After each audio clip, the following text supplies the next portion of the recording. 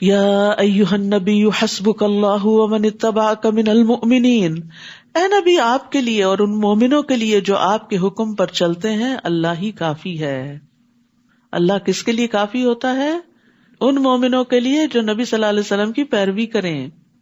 یاد رکھیے اللہ کے احکامات کی حفاظت کریں تو اللہ کی حفاظت ملتی ہے۔ عبداللہ بن عباس کہتے ہیں ایک دن میں رسول اللہ صلی اللہ علیہ وسلم کے پیچھے سوار تھا، 10-11 سال کے تھے اس وقت آپ نے فرمایا اے لڑکے میں تجھے چند کلمات سکھا رہا ہوں، اللہ کے احکام کی حفاظت کرو اللہ تمہاری حفاظت کرے گا۔ چھوٹے بچوں کو بھی یہ باتیں سمجھا دینی چاہیے تاکہ بچپن سے ہی وہ اپنی نمازوں کی حفاظت کرے، اپنے روزوں کی، اپنے ذکر اذکار کی، اپنے اخلاق کی۔ اللہ کی حفاظت کرو یعنی اللہ کے احکام کی، تم اسے اپنے سامنے پاؤ گے، پھر تمہاری دعائیں قبول ہوں گی، تمہیں اللہ کی طرف سے مدد آئے گی۔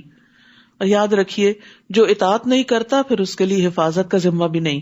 نبی صلی اللہ علیہ وسلم نے فرمایا جان بوجھ کر نماز مت ترک کیا کرو، مت چھوڑا کرو، اس لیے کہ جو شخص جان بوجھ کر نماز چھوڑ دیتا ہے تو یقیناً اس سے اللہ کی ذمہ داری ختم ہو جاتی ہے، پھر وہ اس کو اس کے حوالے کر دیتا ہے، پھر وہ جدھر بھٹکے۔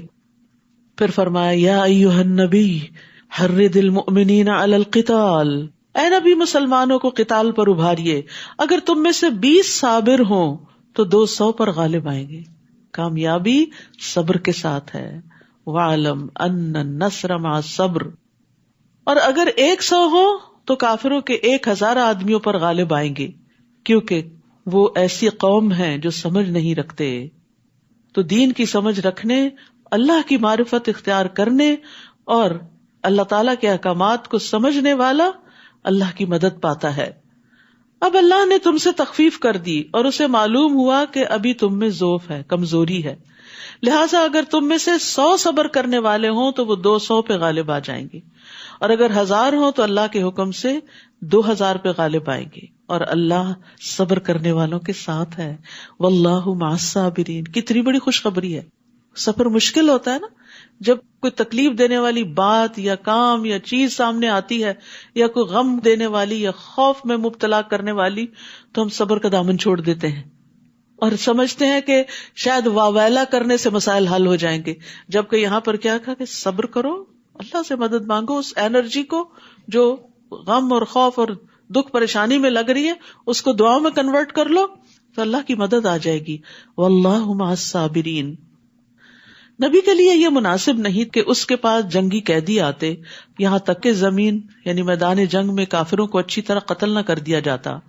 تم دنیا کا مال چاہتے ہو جبکہ اللہ تمہارے لیے آخرت چاہتا ہے، اور اللہ ہی غالب اور حکمت والا ہے۔ اگر ایسا ہونا پہلے سے نہ لکھا جا چکا ہوتا تو جو کچھ تم نے فدیہ لیا ہے اس کی پاداش میں تمہیں بہت بڑی سزا دی جاتی۔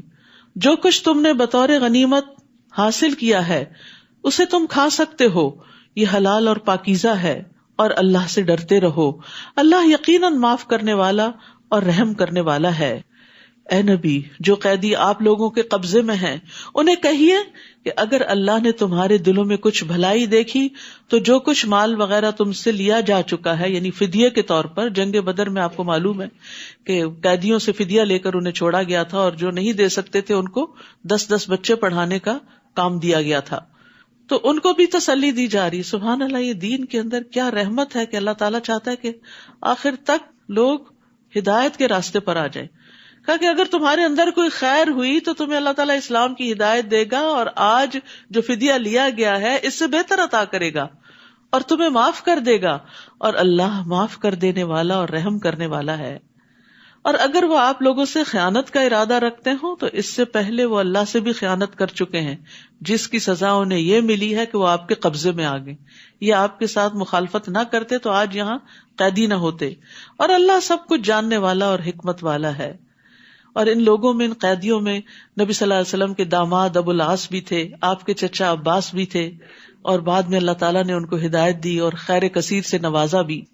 جو لوگ ایمان لائے اور ہجرت کی اور اللہ کی راہ میں اپنے اموال اور جانوں سے جہاد کیا، اور وہ لوگ جنہوں نے ان مہاجرین کو پناہ دی اور ان کی مدد کی، یہ سب ایک دوسرے کے ولی ہیں، دلی دوست ہیں۔ اور جو لوگ ایمان لائے لیکن ہجرت نہیں کی، ان سے وہ تمہارا ولایت کا کوئی تعلق نہیں، حتیٰ کہ وہ ہجرت کر کے آ جائیں۔ اور اگر وہ دین کے معاملے میں تم سے مدد طلب کریں تو ان کی مدد کرنا تم پر لازم ہے، مگر کسی ایسی قوم کے خلاف نہیں جن سے تمہارا معاہدہ ہو، اور جو کچھ تم کرتے ہو اللہ اسے دیکھ رہا ہے۔ اور جو کافر ہیں تو وہ ایک دوسرے کے وارث ہیں، اگر تم ایسا نہ کرو گے تو ملک میں فتنہ اور بڑا فساد برپا ہو جائے گا۔ یعنی جس طرح کفار ایک دوسرے کے اولیاء ہیں، تمہیں بھی مسلمانوں کی اسی طرح مدد کرنی چاہیے۔ والذین آمنوا وہاجروا وجاہدوا فی سبیل اللہ والذین آووا ونصروا اولئک ھم المؤمنون حقا لہم مغفرۃ ورزق کریم۔ اور جو لوگ ایمان لائے یعنی نبی صلی اللہ علیہ وسلم پر، اور ہجرت کی آپ کے ساتھ مدینہ کی طرف، اور اللہ کی راہ میں جہاد کیا جیسے جنگ بدر کے موقع پر، اور جن لوگوں نے انہیں پناہ دی یعنی انصار اور ان کی مدد کی مدینہ والے، یہی لوگ حقیقی مومن ہیں، ان کے لیے بخشش اور عزت کا رزق ہے۔ اور جو لوگ ہجرت نبوی کے بعد ایمان لائے اور ہجرت کر کے آ گئے اور تمہارے ساتھ مل کر جہاد کیا، وہ بھی تم میں شامل ہیں، مگر اللہ کے نوشتے میں خون کے رشتہ دار ایک دوسرے کے زیادہ حقدار ہیں، اللہ یقیناً ہر چیز کو خوب جانتا ہے۔ تو یاد رکھیے کہ یہاں دین کی مدد دو طریقے سے جو کی جاتی ہے اس کی تفصیل بیان کی گئی ہے، یا مہاجرین کی شکل میں یا انصار کی شکل میں، یا انسان اللہ کے دین کی خاطر اپنا سب کچھ قربان کر دیتا ہے، یا یہ کہ قربان کرنے والوں کو پناہ دیتا ہے، ان کی مدد کرتا ہے۔ تو دونوں کے باہم تعاون سے دین آگے بڑھتا ہے۔ اور یہاں نبی صلی اللہ علیہ وسلم کے ساتھی جو مکہ سے آئے اور مدینہ والے، ان کے باہمی تعلق اور ان کی محبت اور ایک کاز میں اکٹھا ہونے کو بیان کیا جا رہا ہے۔ اور ہم دیکھتے ہیں کہ کس طرح نبی صلی اللہ علیہ وسلم نے مکہ سے آنے والوں کو مدینہ والوں کا بھائی بھائی بنا دیا تھا، حتیٰ کہ انہوں نے ان کو اپنے باغوں میں، اپنے گھروں میں، اپنے اموال میں شریک کر لیا تھا۔ عبد الرحمن بن عوف کے لیے تو سعد بن ربیع نے کہا کہ میری 2 بیویاں ہیں، جس کو تم پسند کرو اس کو طلاق دیتا ہوں اور پھر تم چاہو تو اس سے تم نکاح کر لینا۔ لیکن انہوں نے شکریہ ادا کرتے ہوئے کہا دلونی علی السوق، مجھے بازار کا رستہ بتاؤ، میں خود کام کروں گا اور اپنے لیے کماؤں گا۔ یعنی انہوں نے بھی لالچ نہیں رکھی، کیونکہ وہ مال کے لیے تو آئے نہیں تھے، وہ تو جس مقصد کے لیے آئے تھے، جو نیت اور جو غرض تھی وہی ذہن میں تھی، اسی کے مطابق کام کر رہے تھے۔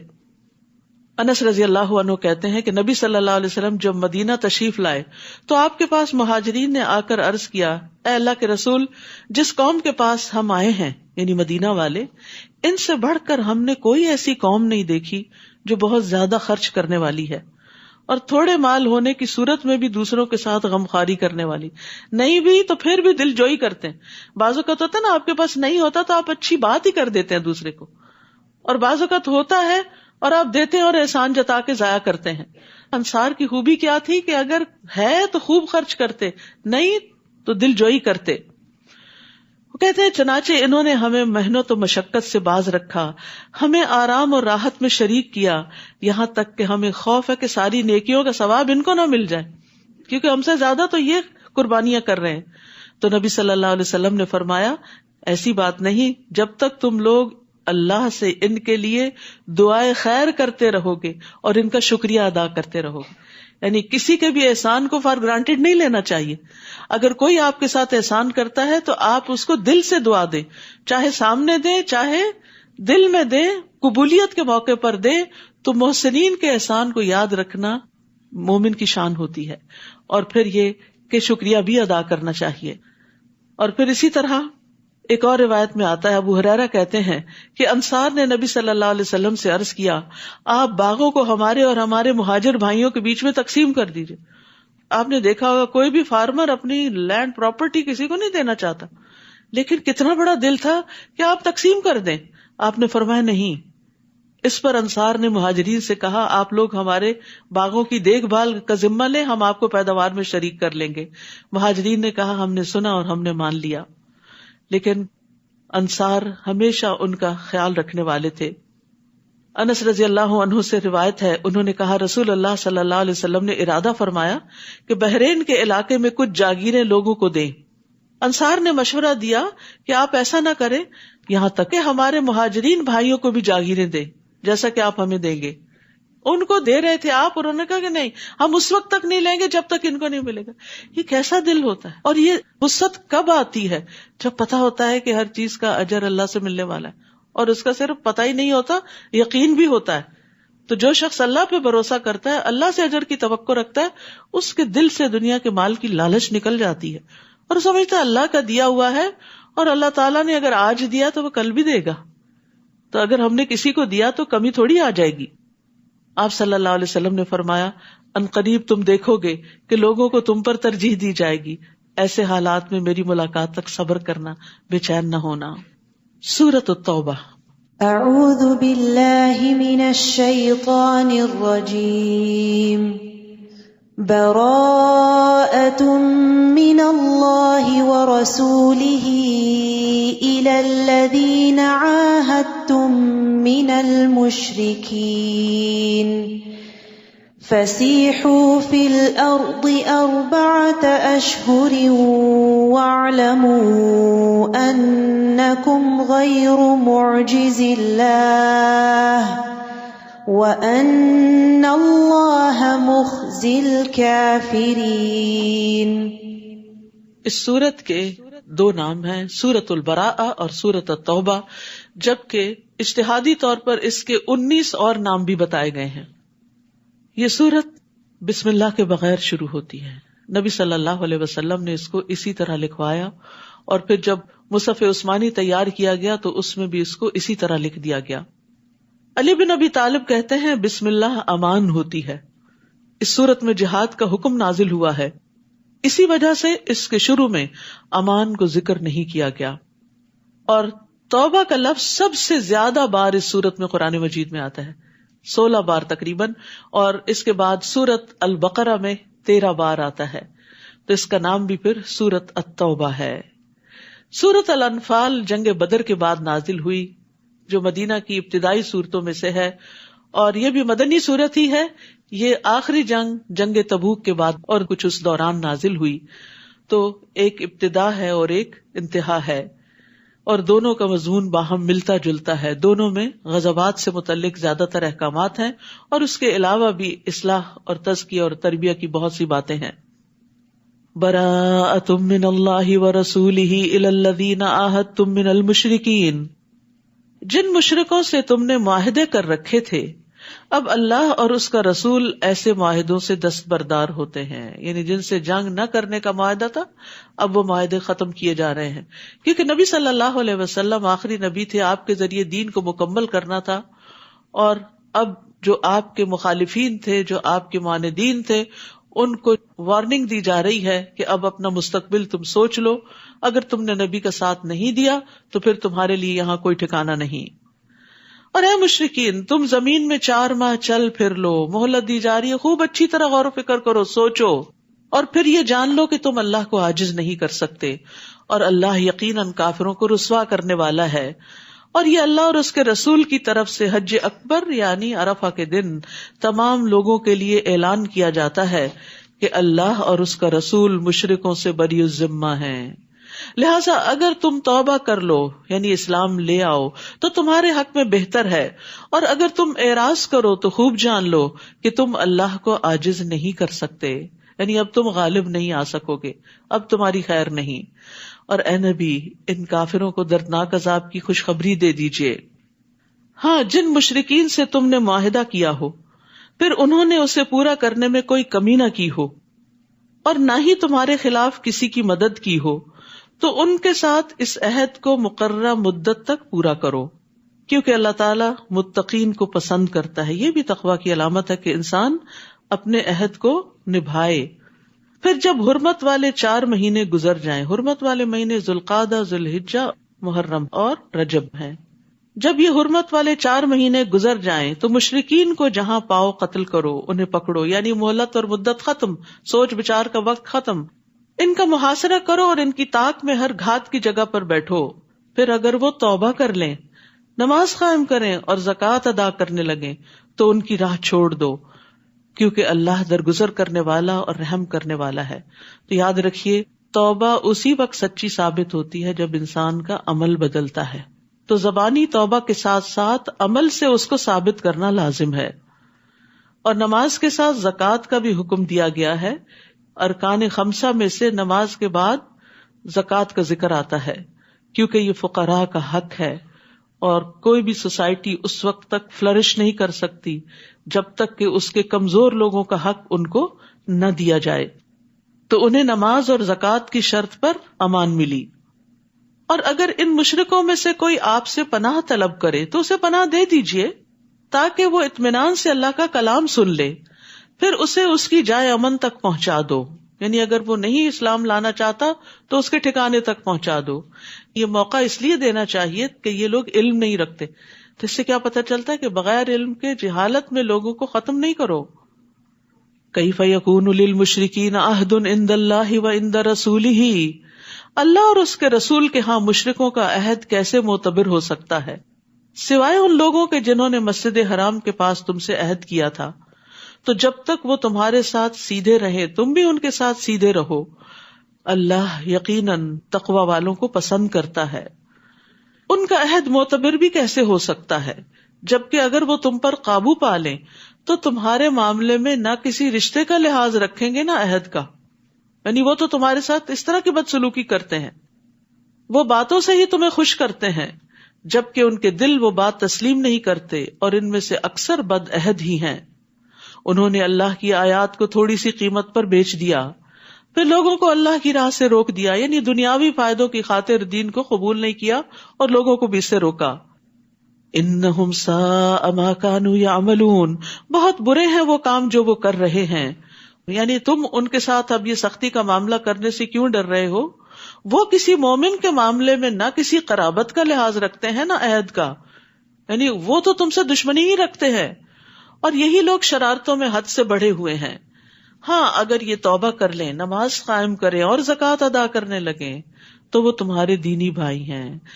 اخوت اسلامی کی بنیادیں بھی یہی ہیں. صرف زبانی بات کرنا کافی نہیں، عمل کر کے دکھانا ضروری ہے. اور ہم اپنے احکام کو ان لوگوں کے لیے تفصیل سے بیان کرتے ہیں جو علم رکھتے ہیں. اور اگر وہ معاہدہ کرنے کے بعد اپنی قسمیں توڑ دیں اور دین میں تانا زنی کرے، برا بھلا کہیں، تو کفر کے ان علمبرداروں سے جنگ کرو. ان کی قسموں کا کچھ اعتبار نہیں، اس لیے جنگ کرو کہ یہ باز آ جائیں. یعنی ان کو ان کے شر سے روکنے کے لیے. کیا تم ایسے لوگوں سے نہ لڑو گے جنہوں نے اپنی قسمیں توڑی اور انہوں نے ہی رسول کو مکہ سے نکال دینے کا قصد کر رکھا تھا، اور لڑائی کی ابتدا بھی انہوں نے کی. یعنی ہجرت انہی کی وجہ سے کرنی پڑی، اور پھر بدر کے میدان تک وہ پہنچے جو مدینہ کے قریب تھا. آپ صلی اللہ علیہ وسلم مکہ پر حملہ آور ہونے نہیں گئے تھے. کیا تم ان سے ڈرتے ہو؟ حالانکہ اللہ اس بات کا زیادہ حق رکھتا ہے کہ تم اس سے ڈرو اگر تم مومن ہو. تو یاد رکھیے، خوف، خشیت اور رہبت صرف اللہ سے ہونی چاہیے. فلا تخشوا الناس واخشونی، لوگوں سے نہ ڈرو، صرف مجھ سے ڈرو. تو جو اللہ سے ڈرتا ہے نا، اللہ تعالیٰ اس کے معاملات درست کر دیتا ہے، پھر اس کے دل سے لوگوں کا خوف بھی نکل جاتا ہے. اور جو لوگوں سے ڈر کے لوگوں سے ہی بنانے کی فکر کرتا ہے اور اللہ کو ناراض کر لیتا ہے تو لوگ بھی راضی نہیں ہوتے اور اللہ بھی ناراض ہوتا ہے، اور پھر انسان کہیں کا بھی نہیں رہتا. اسی لیے بار بار کہا وَإِيَّايَ فَاتَّقُونَ وَإِيَّايَ فَارْهَبُونَ. کیا مطلب ہے اللہ سے ڈرنے کا؟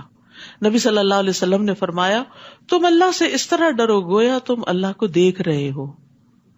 اگر یہ مرتبہ حاصل نہ ہو تو کم از کم اتنا یقین رکھو کہ بے شک اللہ تم کو دیکھ رہا ہے. یعنی ہر جگہ اللہ کے دیکھنے کا یقین ہو تمہارے اندر. اور اللہ کی خشیت کا فائدہ یہ ہوتا ہے، وَمَن يُطِعِ اللَّهَ وَرَسُولَهُ وَيَخْشَ اللَّهَ وَيَتَّقِهِ فَأُولَٰئِكَ هُمُ الْفَائِزُونَ. جو شخص اللہ اور اس کے رسول کی اطاعت کرے اور اللہ سے ڈرے اور اس سے تقوی اختیار کرے تو یہی لوگ کامیاب ہیں. اللہ کی خشیت کامیابی کی کنجی ہے. ان الذین یخشون ربهم بالغیب لهم مغفرۃ واجر کبیر. یقیناً جو لوگ اپنے رب سے بن دیکھے ڈرتے ہیں ان کے لیے بخشش اور بڑا اجر ہے. اللہ کا خوف نجات کا ذریعہ ہے. نبی صلی اللہ علیہ وسلم نے فرمایا 3 چیزیں نجات دینے والی ہیں، جن میں سے ایک چھپے اور ظاہر میں اللہ کی خشیت ہے، کہ انسان کہیں پر بھی ہو اللہ سے ڈر کر غلط کام نہ کرے. تم ان سے جنگ کرو، اللہ انہیں تمہارے ہاتھوں سزا دے گا، انہیں رسوا کرے گا، تمہیں ان پر مدد دے گا اور مسلمانوں کے سینوں کی جلن مٹا کر ان کو ٹھنڈا کر دے گا اور ان کے دلوں کا غصہ دور کر دے گا، اور اللہ جسے چاہے گا توبہ کی توفیق بھی دے دے گا. اللہ سب کچھ جاننے والا اور حکمت والا ہے. کیا تم نے یہ سمجھ رکھا ہے کہ تمہیں یوں ہی چھوڑ دیا جائے گا، جبکہ اللہ نے ابھی تک یہی معلوم نہیں کیا کہ تم میں سے کن لوگوں نے جہاد کیا اور اللہ اور اس کے رسول اور مومنوں کے سوا کسی کو اپنا دلی دوست نہیں بنایا، اور جو کچھ تم کرتے ہو اللہ اس سے خوب واقف ہے. یعنی اللہ سبحانہ وتعالیٰ وقتاً فوقتاً تم پر امتحان ڈالے گا تاکہ تمہارا اخلاص نکھر کر سامنے آ جائے. مشرکوں کا یہ کام نہیں کہ وہ اللہ کی مسجدوں کو آباد کریں، یعنی اب تک بیت اللہ کے متولی یہ مشرکین مکہ ہی تھے، لیکن اب وقت آ گیا کہ یہ سیادت قیادت ان کے ہاتھ سے لے لی جائے. وہ تو خود اپنے آپ پر کفر کی شہادت دے رہے ہیں. یہی لوگ ہیں جن کے سب اعمال ضائع ہو گئے، مسجد کی خدمت، پانی پلانا، نجابت، حجابت، سب کچھ، اور وہ ہمیشہ دوزخ میں رہیں گے. اللہ کی مساجد کو آباد کرنا تو اس کا کام ہے جو اللہ پر اور آخرت کے دن پر ایمان لائے، نماز قائم کرے، زکوٰۃ ادا کرے اور اللہ کے سوا کسی سے نہ ڈرے. امید ہے کہ ایسے ہی لوگ ہدایت یافتہ ہوں گے. تو یاد رکھیے، مسجدوں کی آبادی بھی جب ہی فائدہ دیتی ہے جب انسان عمل کرتا ہے، نماز ادا کرتا ہے. مسجد کو صرف چندہ دے دینا کافی نہیں، مسجد میں آ کے صرف صفائی کر لینا یا خوشبو لگا کے چلے جانا ہی کافی نہیں، یا پھر دیواروں پہ نقش و نگار کا اہتمام کرنا ہی کافی نہیں. مسجدوں کی آبادی صرف صفائی سے، صرف ڈرائنگز اور پینٹنگ سے نہیں ہوتی. مسجدوں کی آبادی نمازیں ادا کرنے سے ہوتی ہے، وہاں تعلیم کے حلقے کرنے سے ہوتی ہے. تو یہ مسلمانوں کی اجتماعی ذمہ داری ہوتی ہے کہ وہ مسجدیں آباد رکھیں، انہیں ویران ہونے سے بچائیں. وہ اللہ کا گھر ہیں، ہم اپنے گھروں کو چاہتے ہیں آباد رہیں، تو کیا اللہ کا گھر آباد نہیں کریں گے؟ سارا وقت اپنے گھر میں رہیں گے؟ نہیں، اللہ کے گھروں میں مستقل طور پر حاضری ایک دینی فریضہ ہے. مردوں کی نماز جماعتی سے ہوتی ہے، الا یہ کہ کوئی مجبوری ہو. تو یہاں پر اللہ سبحانہ تعالیٰ نے واضح کر دیا کہ مسجدوں کو آباد کرنے والے لوگ کون ہوتے ہیں، اور اس میں ایک خاص چیز بھی بتائی کہ صرف اللہ سے ڈرتے ہیں، کیونکہ مسجد آباد کرنے کے راستے میں بھی طرح طرح کے خوف ہوتے ہیں. جب انسان اللہ سے ڈرتا ہے تو پھر ہر قیمت پہ مسجد میں پہنچتا ہے. کیا تم نے حاجیوں کو پانی پلانے اور مسجد حرام کو آباد کرنے کو اس شخص کے کام کے برابر بنا دیا جو اللہ پر اور آخرت کے دن پر ایمان لائے اور اللہ کی راہ میں جہاد کرے؟ اللہ کے نزدیک یہ برابر نہیں ہو سکتے، اور اللہ ظالموں کو سیدھی راہ نہیں دکھاتا. یعنی حاجیوں کو پانی پلانا، کل ہم نے پڑھا تھا کہ پانی پلانے کا بہت بڑا اجر ہے، بلا شبہ نیکی کا بہت بڑا کام ہے، لیکن اس سے بھی بڑا کام بتایا جا رہا ہے، اور وہ کیا ہے؟ اللہ اور آخرت پر ایمان کے ساتھ اللہ کی راہ میں سخت محنت کرنا. تو صرف نیکی کے کاموں میں غریبوں کو کھانا کھلانا اور پانی پلانا ہی نہیں، اور صرف مسجد کی صفائی ستھرائی ہی نیکی نہیں، بلکہ اس سے آگے بڑھ کر ایمان کی ترقی اور اللہ کے راہ میں کوشش، یہ بہت ضروری ہے. اللہ کے نزدیک یہ برابر نہیں ہو سکتے. یعنی نیک اعمال تو بہت سے ہیں، لیکن ان میں سے افضل ترین اعمال اللہ کے راستے میں خود کو تھکانا ہے. اور اللہ ظالموں کو سیدھی راہ نہیں دکھاتا. وہ لوگ جو ایمان لائے اور ہجرت کی اور اپنے مالوں اور جانوں سے اللہ کی راہ میں جہاد کیا، اللہ کے ہاں ان کا درجہ بہت بلند ہے، اور ایسے ہی لوگ کامیاب ہیں. ان کا رب انہیں اپنی رحمت اور رضامندی کی خوشخبری دیتا ہے، اور ان کے لیے ایسے باغات ہیں جن کی نعمتیں دائمی ہیں. آپ دیکھیں، اگر آپ اللہ کے راستے میں نہ نکلیں اور لوگوں کو دین کی طرف نہ بلائیں تو مسجدیں آباد ہوں گی بھلا؟ یہ مسجد اس وقت جو آباد ہے تو یہ کس وجہ سے آباد ہے؟ صرف نماز پڑھنے کے لیے نہیں، اللہ کے دین کی تعلیم کی وجہ سے. اور اس کے پیچھے کتنے لوگوں کی کتنی محنت موجود ہے کہ جنہوں نے آپ تک دعوت پہنچائی اور یہاں لانے کا انتظام کیا، اور پھر ٹرانسپورٹ کا انتظام کیا، اور لوگوں کو مستقل طور پہ موٹیویٹ کیا، اور کئی کئی گھنٹے کا سفر کیا. یہ سب چیزیں جو ہیں یہ محنت سے تعلق رکھتی، جس میں انسان کو اپنا خون جلانا پڑتا ہے.